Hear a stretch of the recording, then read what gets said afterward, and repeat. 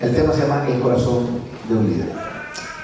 Y cuando hablamos del corazón de un líder, tenemos que hablar del líder que Dios usa, del líder que Dios utiliza. El líder que Dios usa, el líder que Dios utiliza, tiene un gran propósito en la vida. Tiene un gran propósito en la vida. Al acercarse a Dios, el hombre comienza a darse cuenta que es un diseño divino. Estamos diseñados por Dios. Y en ese diseño divino, entonces tenemos que entender que nacimos para un propósito específico y glorioso. Nosotros nacimos para un propósito específico y glorioso. Dígale al que está a su lado. Dígale al que está a su lado. Naciste para un propósito en esta tierra. Glorioso delante de Dios. Naciste para un propósito. Yo tuve el hermano, mi esposa tuvo el último año. Pero lo tenemos entre los dos. Y mi hijo nació por un milagro. Por un milagro vivo. Y aún los milagros lo siguen acompañando. Estuvo hace unas semanas muy grave, muy enfermo. Pero yo siempre le digo a mi hijo, eres un milagro de Dios. Y si estás vivo en esta tierra, es para un propósito. Entonces yo pude haber muerto cuando era un niño, ahogado en un río. De repente un remolino me atrapó y mis manitas se alzaban así y yo desesperado trataba de impulsarme, de brincar. Y ya sumergido y mi mano solamente arriba del agua, una mano me jaló, una mano me sostuvo y me jaló. Era la mano de mi padre, que ya duerme en el Señor. Pero no se me olvida ese hecho. ¿Por qué no morí ahí?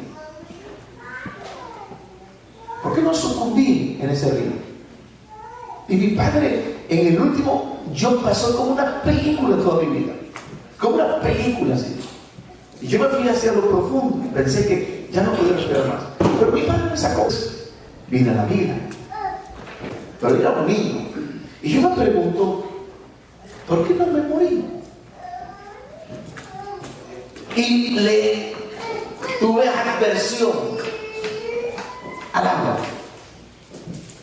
Le tuve pánico al agua. Usted se imagina a un niño que vive en Acapulco, a 10 minutos de la playa. Un niño que ve la inmensidad del mar y que uno se pregunta, ¿será que no me puedo meter al mar por miedo? ¿Será que no pueda superar el miedo del agua? Y yo siempre digo que es un pecado de muerte vivir en Acapulco y no saber nadar.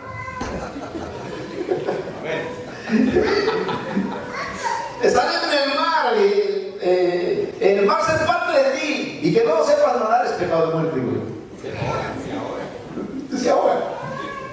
Entonces yo pagaba mi pasaje de un camioncito y me iba y yo decía, de aquí a esta orilla, solito, nadie me enseñó a nadar, solito. Voy a ir a nadar de aquí hasta donde están esos barquitos. Yo veía los barquitos cerquita, pero cuando me empezaron a meter, veía que estaban más y más lejos. Pero allí aprendí. Vencí los miedos. Vencí los miedos. Cuando una vez mi papá me llevó otra vez al mar, dije, voy hasta las bolas. No, si usted se me estaba ahogando la vez pasada. Y me venía, ¿cómo usted aprendió? Dije, vencí los miedos. Pero yo me pregunto, ¿por qué no morí? Porque en esta tierra Dios tenía un propósito para conmigo. Muchos niños mueren al nacer, ¿sí o no?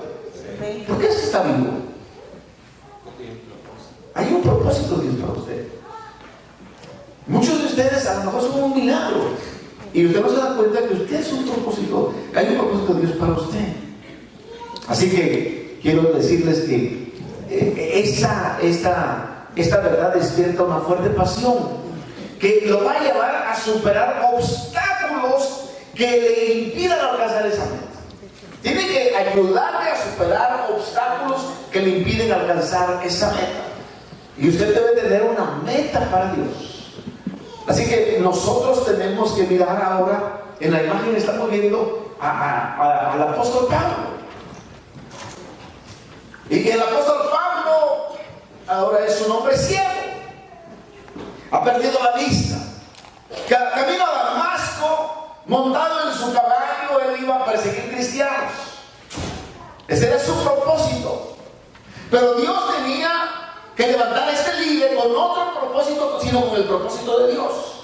Amén. Y lo tiró del caballo. Y aquella luz lo cegó. Pero quiero decirles, hermanos, que debe haber una disposición total para Dios.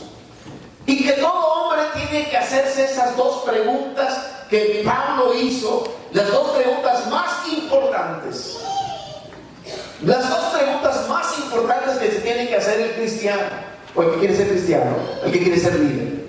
Las dos preguntas más importantes es: ¿quién es tu Señor? Y la segunda es: ¿qué quieres que yo haga?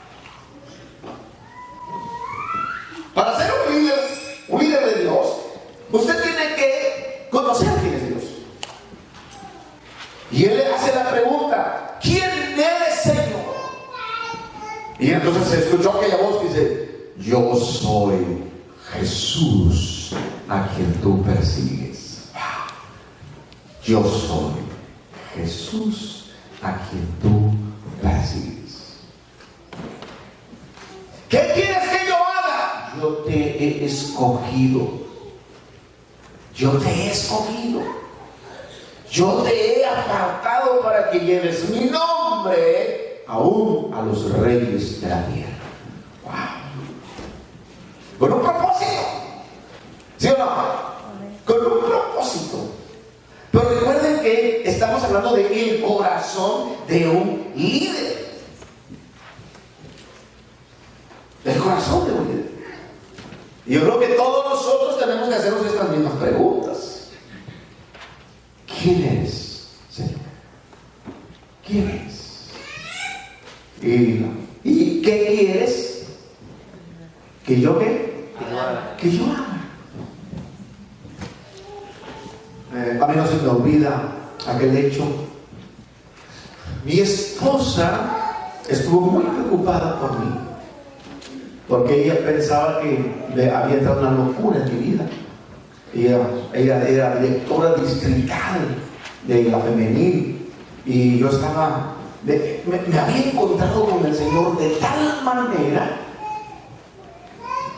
que le amé como no le había amado, le seguí como no le había seguido, y hice clic aquel día, aquella noche, hice clic con el Señor,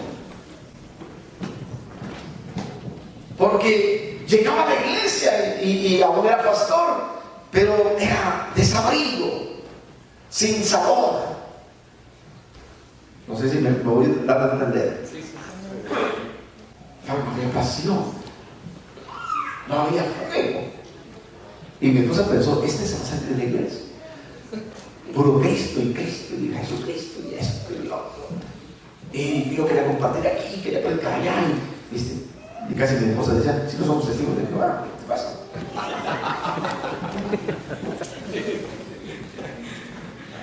Y entonces yo me acuerdo un casetito.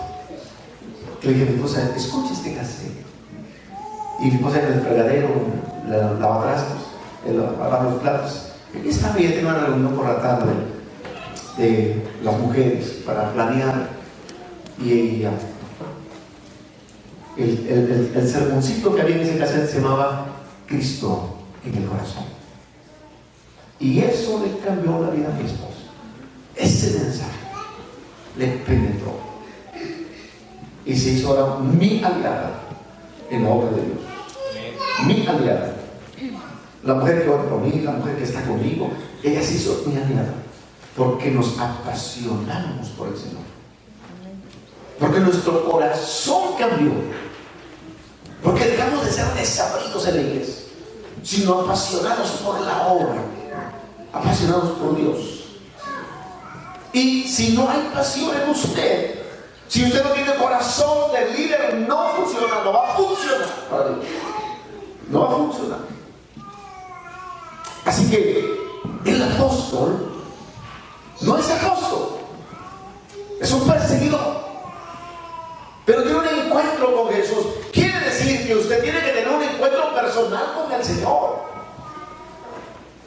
Quizás usted se bautizó hace 5 o 10, como yo tenía tiempo de bautizado, pero faltaba ese clic, faltaba esa cosa que parece que es pequeñita, pero es importante. Ese clic con el Señor.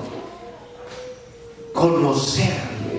Porque miren, nadie se casa con alguien que no conoce.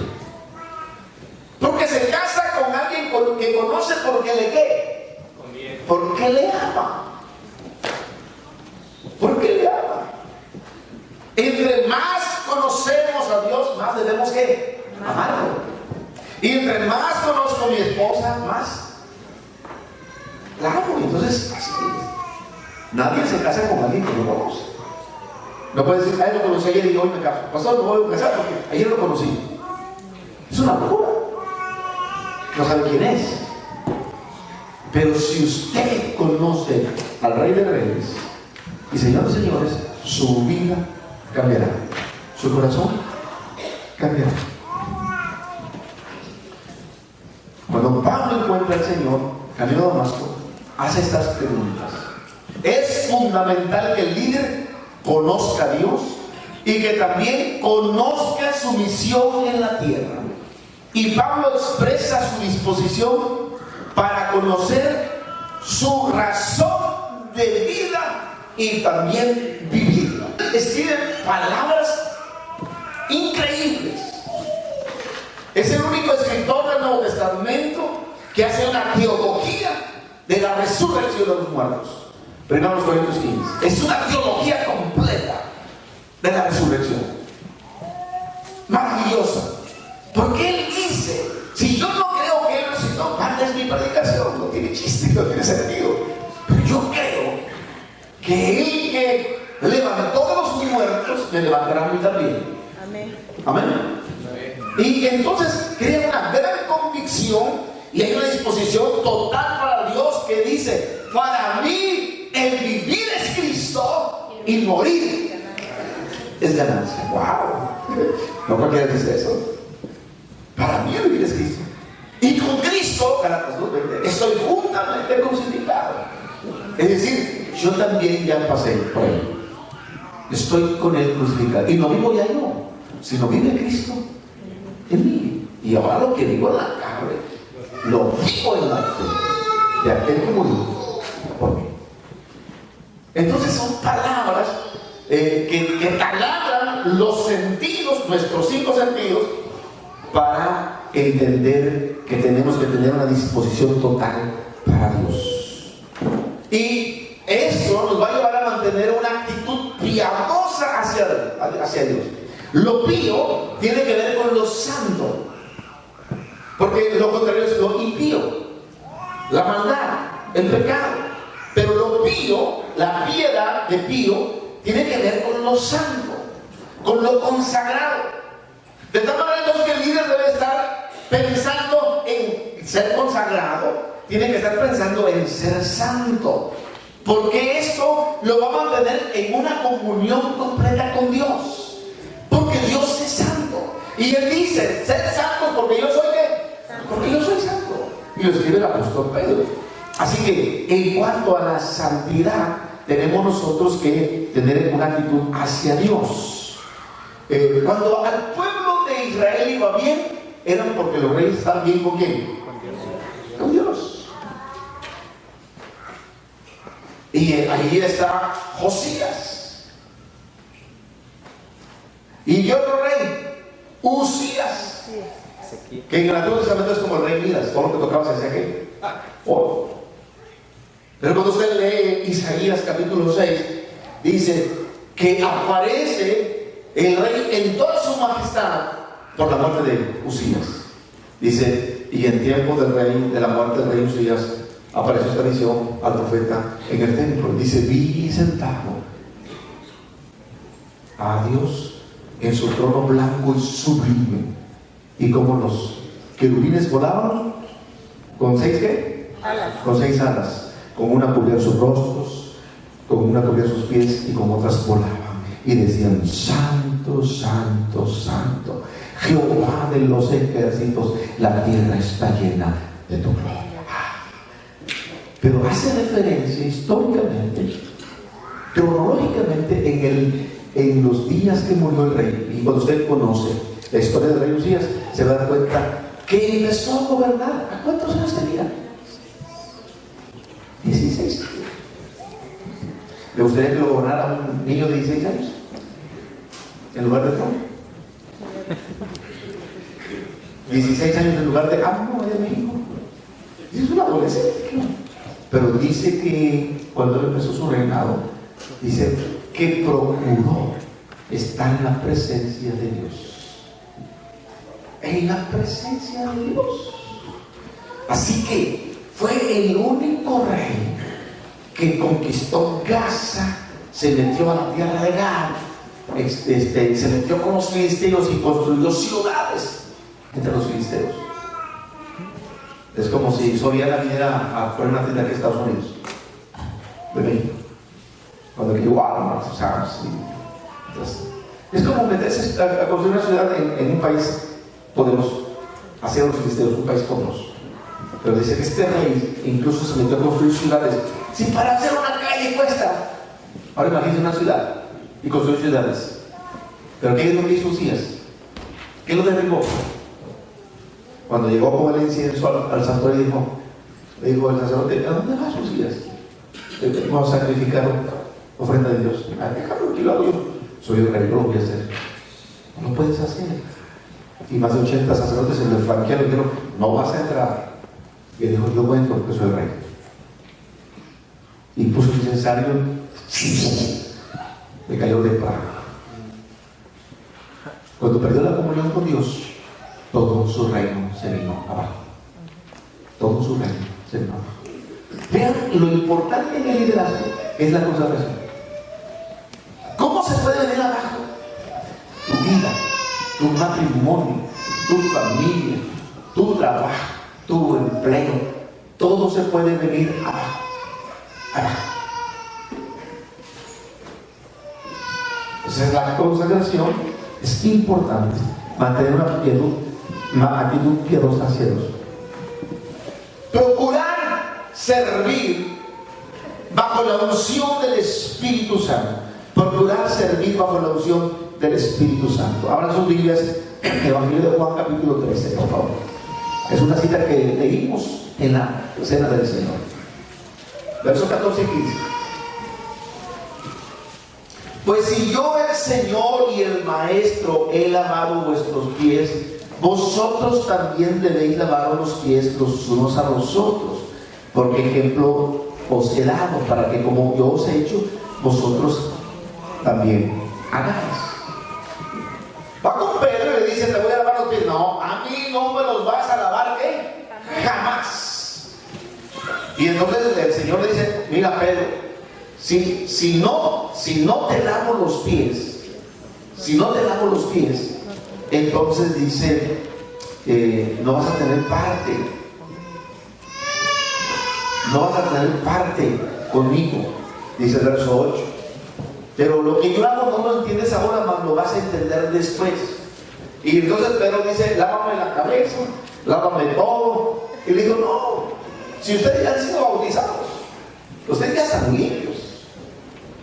Pero eso también tiene que ver que cuando nosotros nos lavamos los pies, tiene que ver que arrancamos un nuevo año y tenemos que caminar otra vez en este año. Y se nos puede volver a ensuciar los pies y hay que volver a lavar el siguiente año. Sí me voy explicando con esto. No tiene que ver también con santidad, pero tiene que ver con unción, con la cuestión del Espíritu Santo.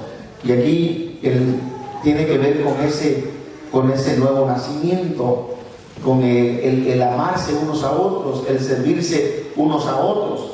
Así que La unción del Espíritu Santo es fundamental para prestar el servicio a Dios, para la extensión del reino y también para procurar la gloria del Señor y no la de los hombres. Es bien importante entonces que tener un corazón dispuestos para Dios.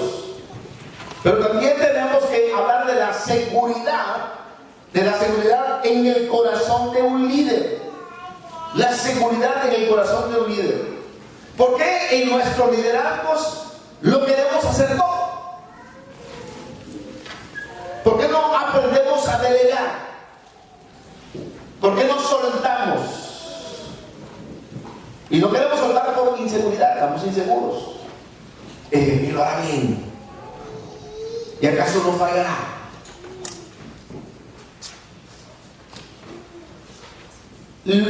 Han llegado tantos enfermos, han llegado tantos ciegos, han llegado tantos paralíticos, han llegado tantos endemoniados. Estoy sumamente cansado, estoy fatigado. He pasado días sanando enfermedades, he pasado días y esto está pensando Jesús. Y miramos nosotros ayer y decíamos en Mateo capítulo 9 que el Señor dice: la verdad que la mies es mucha y los obreros ¿qué? Vamos a pedirle a nuestro Dios que mande ¿qué? Obreros a sus pies. Termina el capítulo 9 y empieza el capítulo 10. Y en el versículo 1, entonces miramos nosotros allí en el Evangelio de Mateo que él entonces nombra a 12. Entonces, llamando a sus 12 discípulos, les dio exousia, autoridad sobre los espíritus inmundos para que los echasen fuera y para sanar toda enfermedad y toda dolencia. Y si usted ve el 9:35, Jesús está enseñando en las ciudades, aldeas, sinagogas, predicando el Evangelio del Reino, sanando toda enfermedad y toda dolencia en el pueblo. Pero al ver tanta gente, al ver a las multitudes, dice, tuvo compasión de ¿qué? De ellas, y dijo: este es un mundo de trabajo, es un mundo de qué hacer. Tenemos que levantar ¿qué? Líderes. En otras palabras, hay que delegar. Y debe haber una seguridad en el corazón de un líder para estar suficientemente seguro para delegar, para dar poder y autoridad a otros. Así que Jesús, quien delegó poder y autoridad en sus discípulos, fíjese, aunque llevaban poco tiempo con él les empieza a delegar poder. Y quiero decirles que es un riesgo, es volver a creer. Compartió lo que tenía. Un líder seguro tiene las siguientes características.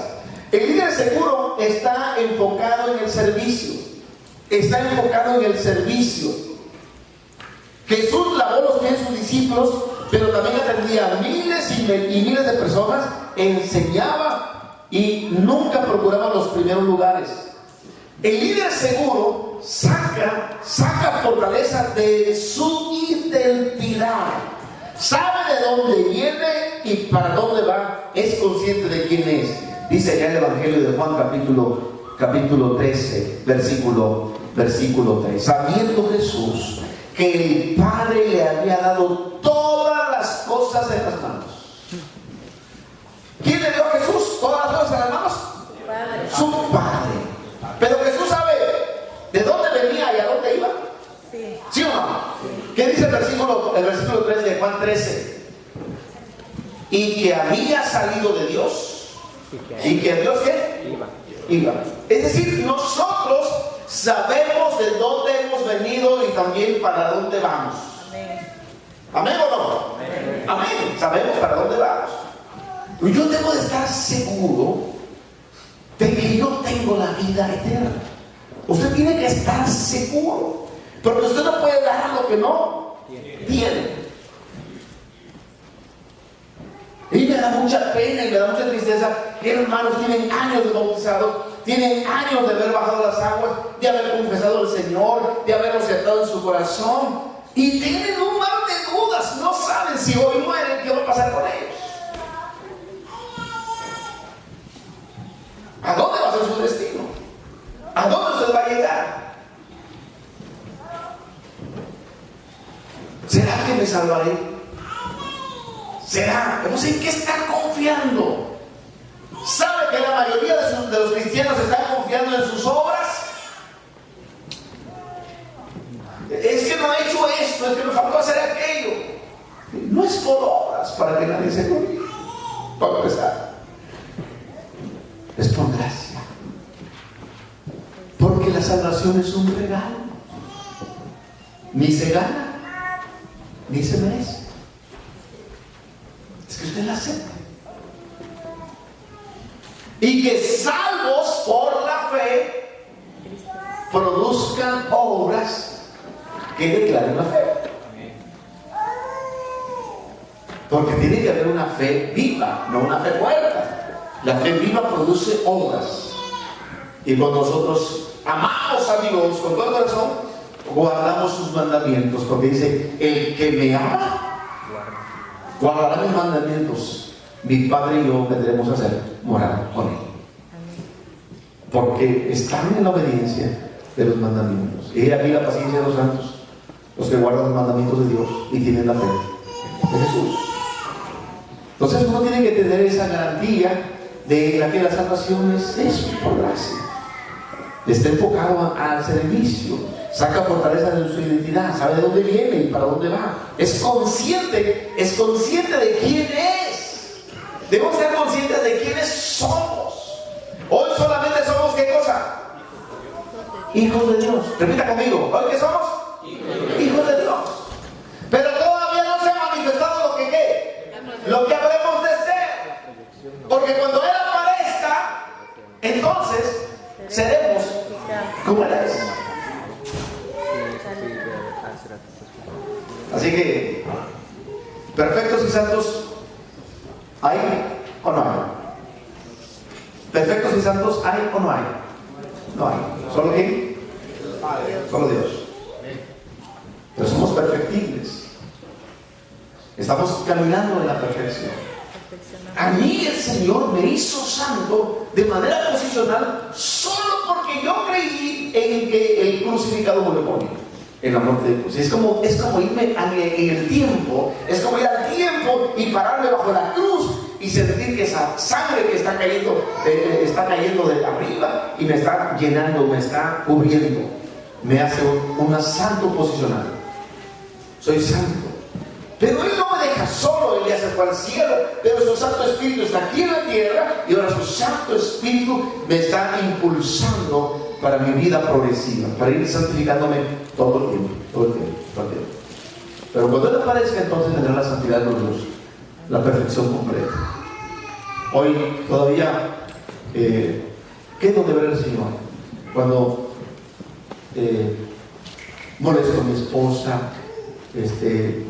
no soy considerado con ella, estoy faltando a Dios. Pero cuando le pido perdón a ella y le pido perdón a Dios, Dios me sigue perfeccionando. Nadie que se bautizó ayer, hace 30 o más de 30 que yo, ha alcanzado la perfección. Estamos en esta naturaleza pecaminosa, todavía está el cuerpo, que un día Cristo lo va a cambiar para siempre. De esto corruptible se va a convertir en ¿qué? Incorruptible. ¿Cuántos dicen amén? Entonces debe haber una seguridad. Procura agregar valores a los otros. Uno tiene que alentar, uno tiene que animar, uno tiene que impulsar al otro. Ese es el liderazgo. Yo estoy aquí para animar, para motivar, para impulsar a otros. Sigue adelante, corramos juntos, venga, no se quede, venga, vamos. El liderazgo tiene que tener esa parte de procurar agregar valor a otros, sacar fortaleza de su identidad, de quién soy, a quién pertenezco y quién me compró. Y no solamente me compró, sino que también me hizo. Soy de Él por doble acción. Me hizo, me perdí, pero luego me compró. ¿Cuánto dicen amén? Un día me hizo, pero me perdí. Es mi dueño porque me hizo, pero es doble dueño porque también me compró. Ya perdido, Él pagó por mí. ¿Cuántos fueron comprados por la sangre de Cristo? Levanten su mano. Amén. ¿Y cuántos saben que Él también los hizo? Amén. Somos de Él y para Él. Gloria a su nombre. Un líder inseguro se enfoca en el título. Quiere ser visto y quiere obtener posición. Vamos, por favor. Porque yo soy el ministro, porque yo soy el pastor, porque yo soy el director de jóvenes, porque yo soy el director de la femenil. Hermano, obedece, por favor. Le empezamos a sacar cartas y credenciales a la gente, porque queremos ser vistos, porque tengo el título. Mire, 1 Samuel capítulo 9, un muchacho de la tribu más pequeña, de la familia más pequeña, su padre llamado Cis perdió unos años. Le dijo: vaya hijo y busque los almas. Lleva al muchacho con su sirviente y pasa un montón de cerros, de valles y no lo pueden. Y dice el sirviente: allá está la casa del vidente. El profeta Samuel estaba en su casa y le dice: ¿Como cuánta plata traes? Y acá dice: un cuartecito de plata. Con eso vamos a pagarle al vidente que nos diga a dónde están las almas. Pero al vidente Dios ya lo estaba trabajando y le decía: vas a ungir al primer rey de Israel. Y cuando ve a ese muchacho rubio, bien guapo, bien parecido así, alto, y lo ven, saca la redoma de aceite y lo unge. Dice: yo voy a buscar las almas, tus almas ya están encontradas, tú no me preocupes por las almas, tú eres el rey de Israel. Y en el capítulo 10 le dice: vas a profetizar, el Espíritu Santo vendrá sobre ti y vas a profetizar. Y entonces este hombre llamado Saúl empieza y dice: vas a encontrarte a unos hombres en el camino, y empieza a dar todo. Y todo lo que dice el profeta, eso le ocurre a Saúl. Y empieza el Espíritu Santo, dice el capítulo 10 de 1 Samuel, que cambió su rostro, que cambió su vida, que cambió su corazón y empezó a profetizar. El Espíritu Santo, queridos hermanos, en el Antiguo Testamento solamente era para reyes, profetas y sacerdotes. Era para personas solamente muy exclusivas. Pero como ya había ungido Samuel, dice que el Espíritu Santo vino y entonces la gente empezó a decir: ¡oh! Saúl entre los profetas. ¡Wow! Un muchacho, un joven profetizando. Y quiero decirles, capítulo 15, Dios lo convierte en rey de Israel. Y la primera misión que Dios le dice a Samuel que le diga a Saúl es: ve y extermina a los amalecitas, mata hombres, mujeres, niños y aún los de pecho, vacas, ovejas, camellos, todo destruye. Porque en Éxodo capítulo 17 Dios le dijo a Moisés: escribe en un libro para que quede en memoria que Amalek será raído, borrado de todas las naciones, va a desaparecer. Porque en la conquista de la tierra prometida, Amalek los atacó por la retaguardia y entonces empezó a lastimar a mujeres, niños y ancianos y enfermos.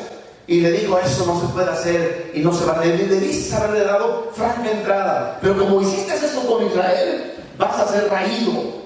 Pasaron siglos, pasaron años, pasaron todos los jueces. El último juez de Israel es Samuel. Y vino el primer rey de Israel. Y la primera misión para el rey es: destruye Amalek. Porque escrito está así, Éxodo 17. Y entonces Samuel llega al campamento de los israelitas y empieza a decir: vienen de la guerra. Y venir de la guerra es llegar a un campamento donde huele a sangre, huele a heridos, huele a muerte. Pero lo que empieza a escuchar Samuel es balidos y mugidos. Y dice: ¿y esto? ¿Qué pasa contigo, Saúl? Porque Dios ya le había revelado a Samuel, le dijo: ve y dile a Saúl ya no es más rey. Perdió su liderazgo, ya no Y él toda la noche lo duerme y dice, no puedo creer. Porque él lo había visto puesto bien, y dice, este es un buen rey. Y dice, vete y te vas a dar cuenta. Y fue Samuel, se dio cuenta. Y entonces le dijo, esto lo aparté para tu Dios. Ni siquiera era para él, para su Dios de él. Esto es para sacrificar a tu Dios. Y entonces en ese estamos en 1 Samuel, por favor.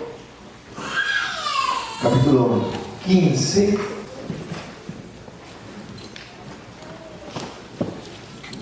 En el versículo 24, él declara su pecado. Entonces Saúl dijo a Samuel, yo he pecado, pues he quebrantado el mandamiento de Jehová en tus palabras, porque tenía al pueblo y consentía la voz de ellos, perdona pues ahora mi pecado.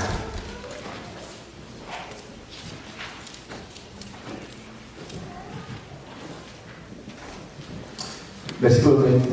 Y él le dijo, yo he pecado, pero te ruego que me honres delante de los ancianos de mi pueblo y delante de Israel, y vuelvas conmigo para que adore a Jehová. Otra vez dice tu Dios. No, nunca dice mi Dios, dice Jehová tu Dios. ¿Qué estaba pasando, hermanos? Quiero que hagamos una diferencia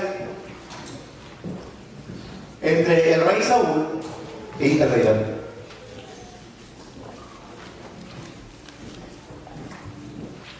¿En qué faltó Saúl?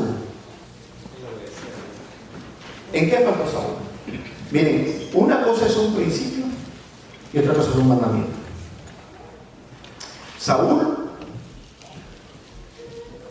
los principios, hermanos, no se cambian, no se mueven. Los principios. Y el principio que Saúl derribó fue el de autoridad. Autoridad. Por eso cuando usted desobedece a su pastor, rompe el principio de autoridad. Cuando usted desobedece a sus padres, rompe el principio de autoridad. Cuando usted desobedece al gobierno establecido aquí en la tierra, es un principio de autoridad. Cuando usted desobedece a sus padres, es un principio de autoridad. Y se convierte en un mandamiento de bendición. Honra a tu padre y a tu madre. Mandamiento número 5 de la ley de Dios. Tus días se alargarán en la tierra que Jehová tu Dios ¿qué? En cambio David, hermanos, no derribó un principio. Derribó 3 mandamientos de la ley de Dios. Fíjense: mentir, adulterar y matar. ¡Wow! ¿Sabes? Se ve más escandaloso lo de David que de Saúl, ¿verdad? Pero ¿quién cree que el Espíritu Santo no se apartó? De David. ¿Pero de Saúl qué? Sí, se apartó. Pero eso no tiene que decir cuidado con violar principios. Cuidado con violar principios. El principio de amar, el principio de dar. Cuando usted no diezma, ofrenda y da primicias, usted está violando principios. Cuando usted no ama, está violando principios. Cuando usted no obedece, está violando principios. Pero ¿qué mandamientos? Dios es lleno de misericordia. Y tu misericordia para David. Y David dijo: tu misericordia es mejor que la vida. Mis labios te lavarán y mis manos alzaré de ti. No apartes de mí tu Santo Espíritu. Y usted puede leer los Salmos 51, 52 y más tarde Salmos donde David es la diferencia. Es la diferencia. Y quiero decirles que Saúl le dijo a Samuel: hónrame delante de los ancianos. Di, sigo siendo el rey. Mis credenciales, hónrame, quiero que digas que sigo siendo el rey. Y le dijo Samuel a Saúl: ya no eres más el rey. Dios se apartó de qué? De ti. De ti. Samuel dijo: Dios se apartó de ti. Así que voy a hablar de la integridad del líder. De la integridad. Porque la integridad es el fundamento de un buen liderazgo. La integridad es el fundamento de un buen liderazgo. Integridad desde la Escritura es pureza, sinceridad, verdad, rectitud rectitud sin tacha. Por ejemplo, tenemos aquí el ejemplo de Noé. Noé era un hombre recto e íntegro en medio de una generación perversa. Dios dijo: voy a destruir al mundo con agua, y ¿qué, hermanos? Y lo destruyó. Pero ¿qué pasó con Noé y su familia? Solo por Noé, porque no era un hombre ¿qué? Íntegro. Un carácter íntegro, hermanos, se construye. Fíjense, una cosa es lo que el Espíritu Santo puede hacer en nuestra vida, y otra cosa es lo que nosotros podemos hacer con el Espíritu Santo. Son dos cosas muy diferentes. El Espíritu Santo da dones y lo reparte como Él quiere. Como Él quiere.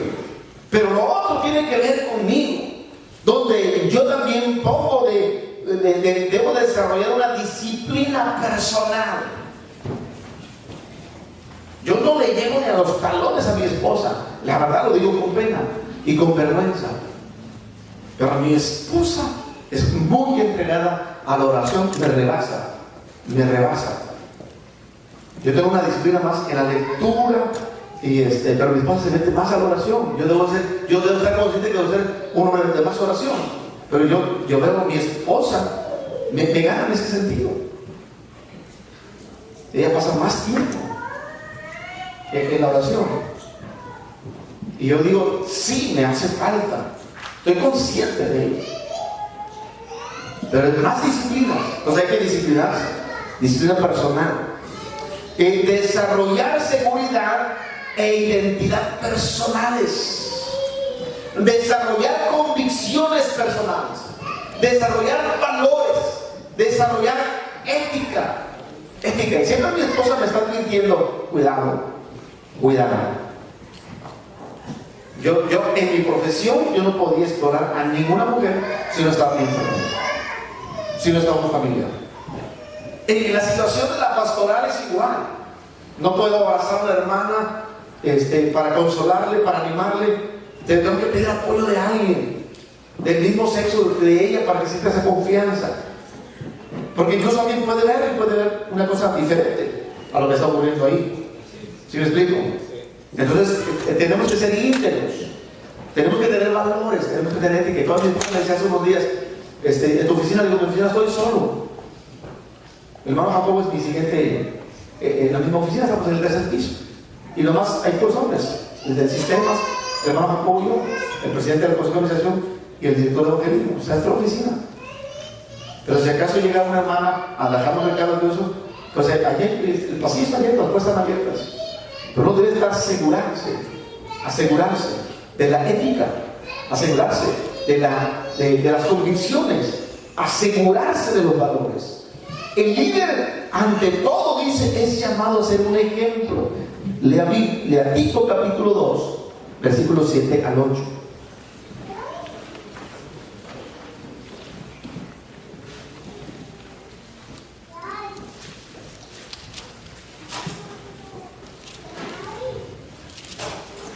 Si alguien lo tiene, por favor, léalo. Tito 2, 7 al 8. Presentándote tú en todo como ejemplo de buenas obras, en enseñanza mostrando integridad, seriedad, palabra sana e irreprochable, de modo que el adversario se avergüence y no tenga nada malo que decir de vosotros. Escuche: preséntate tú en todo como ejemplo de buenas obras, tanto en la enseñanza, mostrando integridad, mostrando ¿qué? Seriedad. ¿Qué más tienes que mostrar? Palabra sana e irreprochable, de modo que el adversario se avergüence y no tenga nada malo que decir de vosotros. Nada malo que decir de vosotros. Así que la prioridad, entonces, ¿cuál es? La prioridad es el ser, lo que tú eres. La prioridad es lo que tú eres. La consecuencia es lo que tú haces. Porque un bien ser hace un bien hacer, y un bien hacer hace un bien estar. Pues yo quiero tener bienestar, hermano. Yo quiero tener bienestar. Sí, bienestar en lo económico, bienestar en lo emocional, bienestar en lo espiritual, bienestar en todo. Para bienestar hay que bien hacer. Y para bien hacer hay que bien ser. Es consecuencia, es una cadena. El bien ser hace un bien hacer. Y un bien hacer hace un bien estar. De ahí viene la palabra bienestar. Bien ser, bien hacer y bienestar. Razones por las que la integridad es fundamental. Porque quiero decirles que el liderazgo funciona en base a confianza. En base a confianza. La gente va y lo busca y se acerca con usted y le empieza a decir: hermano, me pasa esto, mire que mi esposa, mire que mi esposo, mire que mis hijos. ¿Por qué lo buscan a usted? ¿Por qué le piden consejo a usted? ¿Por qué? Porque le tienen confianza. Porque de aquí nada va a salir. Se amarra, se aprisiona. De aquí no va a salir. Pero voy a estar con él, lo voy a acompañar, lo voy a ayudar. Entonces la gente se acerca. Si nadie se le acerca a usted, usted no tiene liderazgo. Si nadie se le acerca a usted, usted no está teniendo liderazgo. Pero si usted ve que las hermanas le buscan, usted es un ícono en la iglesia, alguien que es un referente, alguien que dice: ve con el hermano, las hermanas va a hablar lo que tú le digas y va a estar orando por ti y te va a aconsejar, siempre le va a dar una palabra, siempre hay una palabra buena con esa hermana, siempre hay una palabra buena con esa hermana. Ven con el hermano. Yo cuando veo pastores que ni les hacen caso, yo tengo muchas sospechas. Pero cuando tengo pastores abrumados, ¿por qué todo el mundo les habla? Porque todo el mundo les busca, que hasta la mujer se pone celosa. ¿Te buscan más que yo? Pero que dice que entonces hay liderazgo, hay integridad, hay seriedad, hay palabra sana, hay palabra oportuna. Quiero decirles, hermanos, que integridad es vivir la verdad primero antes de liderar a otros. En otras palabras, vive lo que predicas y predica lo que vives. Vive lo que predicas y predica lo que vives. Primero vívelo tú antes que lideres. Eso es integridad. Quiero decirles que hay gente que es carismática, que tiene carisma, que tiene encanto, que dice: oye, voy yo con los hermanos, siempre hay un fluir en él, hay una palabra, hay un encanto en él, y yo me la acerco. Pero wow, me desconsuela cuando sé: el hermano pide prestado y no paga. No.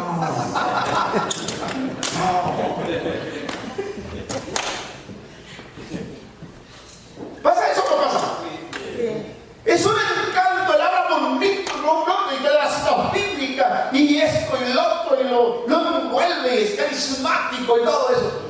Pero wow, dice: ¿a poco te está ministrando él? Ni me da la cara. Le presté que no paga. Ni siquiera me dice: hermano, aguánteme, espérenme, estoy pasando por esto.